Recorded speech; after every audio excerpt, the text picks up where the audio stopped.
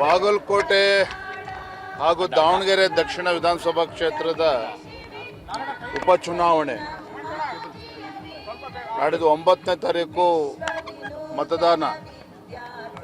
ನಾನು ಬಾಗಲಕೋಟೆನಲ್ಲಿ ಕಳೆದ ಒಂದು ವಾರದಿಂದ ನಗರ ಪ್ರದೇಶದಲ್ಲಿ ಮತ್ತು ಗ್ರಾಮೀಣ ಭಾಗದಲ್ಲೂ ಕೂಡ ಪ್ರವಾಸಗಳನ್ನು ಮಾಡಿದ್ದೇನೆ. ನಮ್ಮೆಲ್ಲ ಮುಖಂಡರ ಜೊತೆಯಲ್ಲಿ 100ಕ್ಕೆ 100 ಸಂಪೂರ್ಣವಾಗಿ ವಿಶ್ವಾಸ ಇದೆ.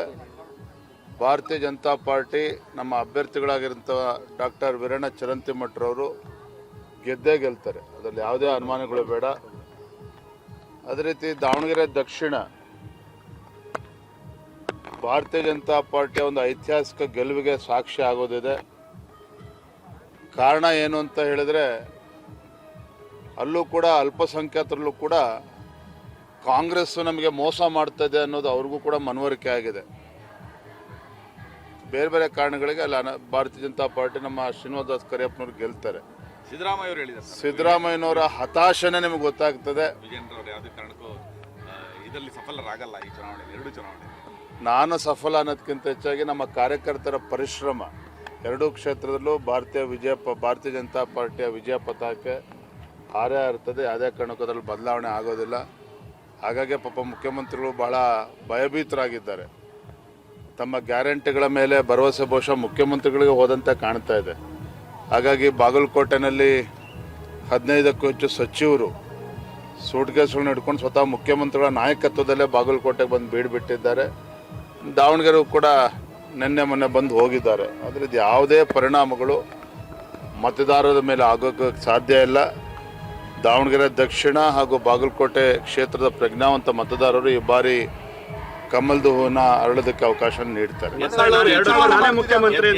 ಇವತ್ತು ಬಿಜೆಪಿ ಪರ ಪ್ರಚಾರ ಮಾಡಿರೋದು, ಬಿಜೆಪಿ ಪರವಾಗಿ ಚರಂತಿಮಠರವರ ಲೀಡ್ ಹೆಚ್ಚಾಗುತ್ತೆ ಅಂತ ಹೇಳಿದ್ರೆ ಸಂತೋಷ. ನಾವು ಭಾರತೀಯ ಜನತಾ ಪಾರ್ಟಿ ಬಾಗಲಕೋಟೆನಲ್ಲೇ ಗೆದ್ದಾಗಿದೆ, ಆಯ್ತಾ. ಕಾಂಗ್ರೆಸ್ ಪಕ್ಷದವರೇ ನಮಗೆ ಸಹಾಯ ಮಾಡ್ತಾ ಇದ್ದಾರೆ. ಇನ್ನು ಯಾರು ಬಂದರೂ ಕೂಡ ನಾನು ಸ್ವಾಗತ ಮಾಡ್ತೇನೆ ಅಂತ ಅವತ್ತು ಕೂಡ ಹೇಳಿದ್ದೇನೆ.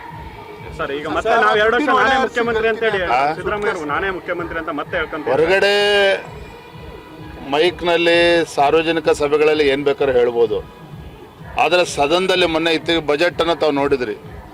ಸದನದಲ್ಲಿ ಹಲವಾರು ಬಾರಿ ವಿರೋಧ ಪಕ್ಷದವರು ಅದನ್ನು ಪ್ರಶ್ನೆ ಮಾಡಿದ್ರು ಸಹ ಸದನದಲ್ಲಿ ಹೇಳ್ತಕ್ಕಂಥ ಎದೆಗಾರಿಕೆ ಮುಖ್ಯಮಂತ್ರಿಗಳಿಗೆ ಇರಲಿಲ್ಲ. ಪಾಪ ಅದು ಯಾಕೇನು ಅಂತ ನನಗೂ ಗೊತ್ತಿಲ್ಲ. ಆದರೆ ಮುಖ್ಯಮಂತ್ರಿ ಅವ್ರು ಇರ್ತಾರ, ಬದಲಾವಣೆ ಆಗ್ತಾರ, ಅವ್ರು ಇದ್ರೂ ಕೂಡ ರಾಜ್ಯದ ಪರಿಸ್ಥಿತಿಯನ್ನು ಸುಧಾರಣೆ ಆಗೋದಕ್ಕೆ ಸಾಧ್ಯ ಇಲ್ಲ. ಮುಖ್ಯಮಂತ್ರಿ ಬದಲಾವಣೆ ಆದರೂ ಕೂಡ ರಾಜ್ಯದ ಆರ್ಥಿಕ ಪರಿಸ್ಥಿತಿ ಸುಧಾರಣೆ ಆಗೋದಕ್ಕೆ ಸಾಧ್ಯ ಇಲ್ಲ. ಚುನಾವಣೆಗಳ ಫಲಿತಾಂಶ ಏನಿದೆ ಅದು ಬಹುತೇಕ ಈ ಸರ್ಕಾರದ ಮೇಲೆ ಪರಿಣಾಮ ಬೀರಬಹುದಾ? ಅಂದ್ರೆ ಮುಖ್ಯಮಂತ್ರಿ ಸ್ಥಾನ ಆಗಲಿ ಅಥವಾ ಅಧಿಕಾರದ ಹಸ್ತಾಂತರ ವಿಚಾರದಲ್ಲಾಗಲಿ ಪರಿಣಾಮ ಬೀರೋ ಸಾಧ್ಯತೆ ಇದೆ. ನೋಡ್ರಿ, ಎರಡೂ ಕ್ಷೇತ್ರದಲ್ಲಿ ಬಿಜೆಪಿ ಗೆಲ್ತಕ್ಕಂಥದ್ದು ಶತಸಿದ್ಧ.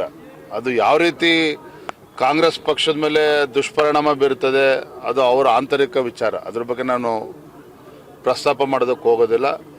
ಖಂಡಿತ ಇದು ಏನೇನು ರಾಜಕೀಯ ಬದಲಾವಣೆ ಆಗ್ತದೆ, ನೀವು ಕಾದು ನೋಡಿ. ಸರ್, ಮೆಡಿಸಿನ್ ದರಗಳು ಹೆಚ್ಚಾಗಿದೆ.